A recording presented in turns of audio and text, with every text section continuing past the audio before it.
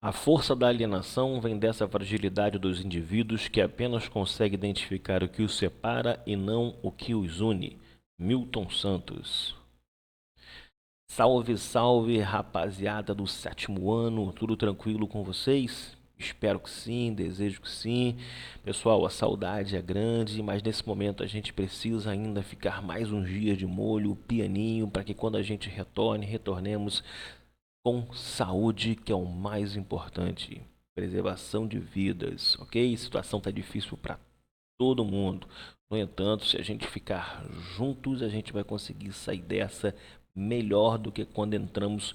Podem ter certeza disso, beleza? Então vamos começar aí falando sobre recursos hídricos no Brasil e os seus usos, aproveitamentos e os demais impactos. Falando de recursos hídricos, estamos falando sobretudo de um recurso que é primordial à sobrevivência humana, que é a água, a sua quantidade e principalmente a sua qualidade. Sabemos que o Brasil é um país privilegiado desse ponto de vista. No entanto, nós colocamos em risco a nossa própria sobrevivência quando não nos relacionamos com os elementos naturais do Brasil, do planeta como um todo, na medida em que a gente usa em demasia de modo totalmente irracional. Sem mais delongas, então, vamos aí a nossa sugestão aí de quadro aí, fazer o nosso mapa mental. Sabemos que a água, por exemplo, é um bem, né, muito importante e que sem ele nós não sobrevivemos.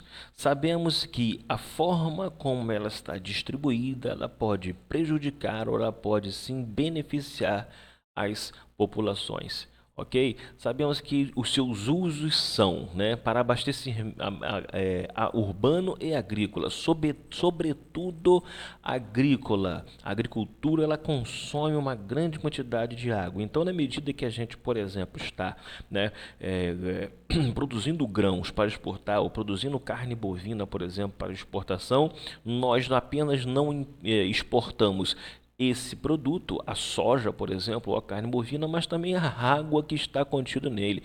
É isso aí, galera. Além de tudo, também nós temos aí a pesca muito importante, principalmente para algumas localidades em que há abundância de água, como por exemplo a região norte do nosso país, com muita água. A pesca é muito importante para garantir alimentação, para navegação, para geração de energia, para também lazer, uma vez que a gente, né, toma banho de rio, que a gente frequenta as praias, ou seja, a água está presente na nossa vida aí numa proporção, né, muito grande, em torno de 70%, que é a mesma coisa que a gente possui no nosso corpo. É só uma informação adicional, eu não sei se vocês sabem, ou já pararam para pensar sobre isso, que a quantidade de água no planeta é sempre a mesma. Desde o momento em que se formou a nossa hidrosfera, a quantidade de água, gente, ela é a mesma. A diferença vai ser o seguinte, vai ser como nós vamos estar tratando. Então, isso significa uma coisa, que a água, né, ela é renovável e não quer dizer que ela seja infinita, não, porque ela é finita, nós temos uma quantidade de água X. Ok? Mas essa água ela jamais irá se extinguir. O que pode acontecer, na verdade, é que esta água ela pode, né, estar com a sua qualidade comprometida. Eu não sei se vocês ouviram agora aqui um filhote, né, do coisa ruim latindo, mas como eu estou em casa, né, vocês compreendem isso. Ok? Então vamos aí falar sobre os conceitos de que é uma bacia, por exemplo, hidrográfica. Quando nós temos aí, a partir, por exemplo, do nosso ciclo da água, nós temos a formação daquilo que se chama essa hidrosfera. Essa hidrosfera ela vai ter uma característica de seja de quê? Seja de reposição ou seja de distribuição dessa água.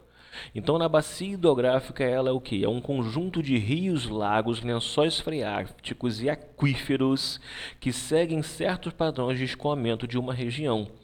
Ok? Então você tem o rio com a sua nascente, ele vai indo desaguando, vai encontrando com outros rios. Você tem o rio principal e os rios afluentes ou os rios tributários. São chamados os rios, vamos dizer assim, secundários, que vão se unindo num só local até ele desaguar em um local específico, como pode ser, por exemplo, né, uma lagoa, como pode ser, por exemplo, até no próprio oceano. Ok? E nós estamos tratando aqui, sobretudo, de quê? De água que é superficial. Sabemos que nós temos uma distribuição de água desigual, ok? No nosso país, e a partir disso aí a gente precisa ter essa noção. Essa água que nós consumimos, essa água que nós temos contato, são as águas superficiais, tá? Então, quando a gente fala de bacia hidrográfica, estamos falando de água superficial principalmente, embora os lençóis freáticos e os aquíferos façam parte desse processo também, ok? Com relação aos aquíferos, o que eles são? Bolsões aí de água em grande profundidade. E aí nós temos uma diferença: lençol freático versus aquíferos não são a mesma coisa. Quais são as principais diferenças entre eles? Os lençóis, então, freático, menor profundidade e uma interação com as águas superficiais. E o aquífero tem maior profundidade, a água ela fica represada, contida, ela não tem essa mesma característica do lençol freático de fazer essa comunicação. Isso é, de certa maneira, para algumas regiões muito bom, porque nós temos dois aquíferos no nosso país. Um é 100% nacional, aquífero Alter do Chão, que fica na região norte do nosso país, e o outro é o aquífero Guarani, que compreende também o Brasil, mas outros países, como por exemplo aí a Argentina, como por exemplo o Uruguai, o Paraguai, são países que, né, também se utilizam deste recurso, sendo que o aquífero Alter do Chão, apesar de ser menor em extensão, em volume d'água, ele é bem maior, ok? E no Brasil? O Brasil, como eu falei para vocês, de toda a água que existe no mundo, de água doce, ou seja, a água para consumo que existe no mundo, o Brasil ele contém 12%. Isso é muita coisa. Se considerar o universo da quantidade de litros que existe de água, 12% estarem contidos no Brasil é muito significativo. E aí nós temos aí uma situação bem específica falando sobre as águas no Brasil e as bacias hidrográficas aí brasileira. Bom, bacias hidrográficas, como eu disse para vocês, é esse conjunto de rios. E quais são as bacias hidrográficas brasileiras que nós vamos ter no país? Bacia Amazônica. Ela não é 100% brasileira, pelo fato de que a Amazônia faz aí, né, a fronteira com diversos outros países da América do Sul. É uma das mais navegáveis do mundo e a maior também em volume d'água. Temos a bacia do São Francisco, muito importante no nosso território.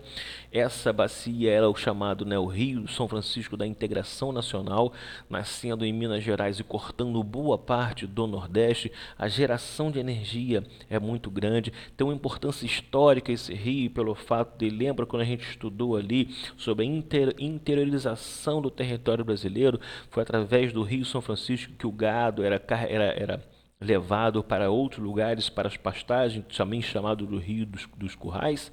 Essa bacia, então, é uma bacia também considerada uma bacia brasileira. Bacia Tocantins-Araguaia.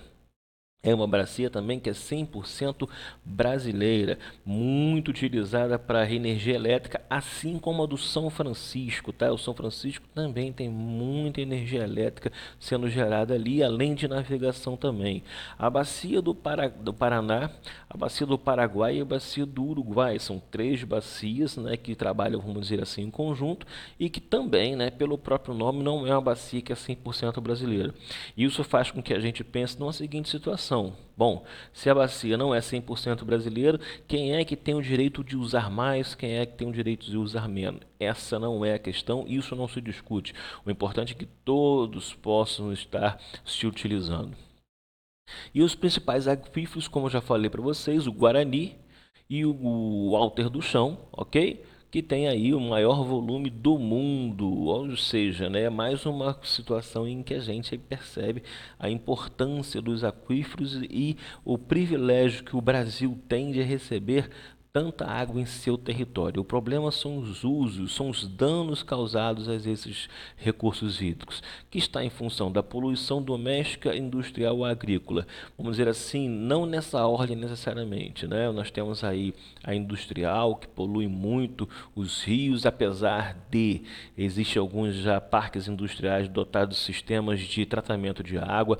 A produção agrícola, que consome muito a água, além de ter uma dispersão muito grande de outros contaminantes, como por exemplo o agrotóxico. Temos também o avanço da pecuária, da agricultura sobre as nascentes, causando destruição também das matas ciliares, aquelas matas que vão margeando o rio, que são extremamente importantes para que eles não fiquem, por exemplo, assoreados, e que também sirvam de refúgio para alguns animais, mantendo aí o rio com a sua, né, vida.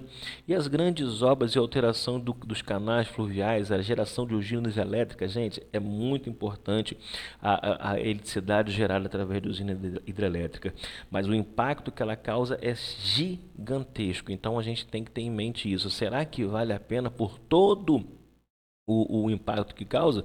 É uma situação aí a gente poder estar considerando, ok?